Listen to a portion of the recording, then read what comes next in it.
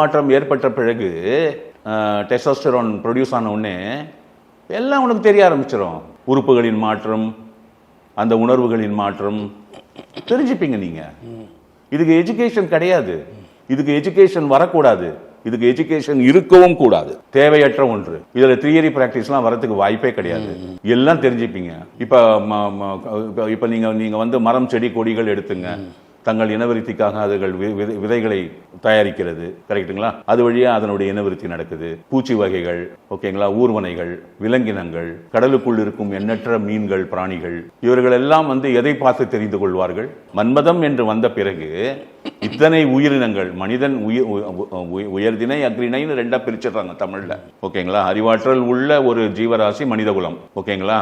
அந்த அறிவாற்றல் இல்லாத ஜீவராசிகளை அக்ரிணை என்று பிரித்து விடுகிறார்கள். அப்படி வரும் பொழுது உங்களுக்கு இதுக்கு எதுக்கு வந்து எஜுகேஷன்? இது எந்த கல்வியில கொண்டாந்து சொருவ நீ?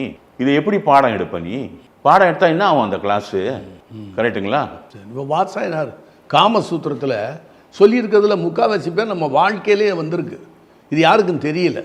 அது வந்து இன்ட்ரெஸ்ட் இருக்கிறவங்க போய் படிச்சுப்பாங்க. அது பல விதமான போஸ்டர்ஸ் எல்லாமே.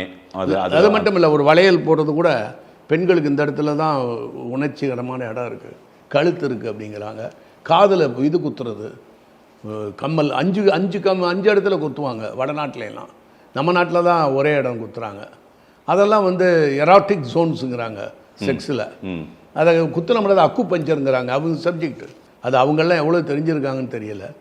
பட் இதெல்லாம் வந்து அக்குபஞ்சர் வந்து releasing the energy source, flow of energy inside the body. அதுதான் தடைப்பட்டு நிற்கும். அந்த எனர்ஜி ஃபோர்ஸை ரிலீஸ் பண்ணிட்டீங்கன்னா பை புட்டிங் த நீடில் உங்களுக்கு வந்து நிறைய இம்பேலன்சஸ் வந்து பேலன்சிங் ஆக்டுக்கு வந்துடும் உள்ள. அதில் வந்து நிறைய பாயிண்ட்ஸ் இருக்கு. நல்ல அக்குபஞ்சர் தெரிஞ்சவங்க வயசானவங்களுக்கு சில பாயிண்ட்ஸ் நீடில் போட்டாங்கன்னா அவங்களுக்கு அந்த எரெக்டல் பவர் கூட நல்லா இருக்கும். அது மாதிரிலாம் இருக்கு.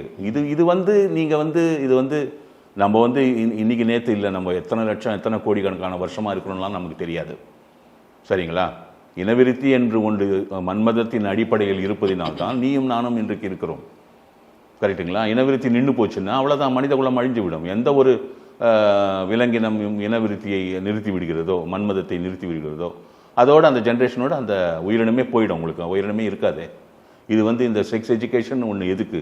அதனால தான் நம் இந்திய துணைக்கண்டத்தில் நம்மளுடைய உயரிய அந்த பாரம்பரிய நாகரிகத்தில் இதை கல்விக்குள்ள நம்ம எடுத்துக்கினே வரல. எடுத்துக்கின்னு வர வேண்டிய அவசியம் இல்லை, எடுத்துக்கின்னு வரவும் கூடாது.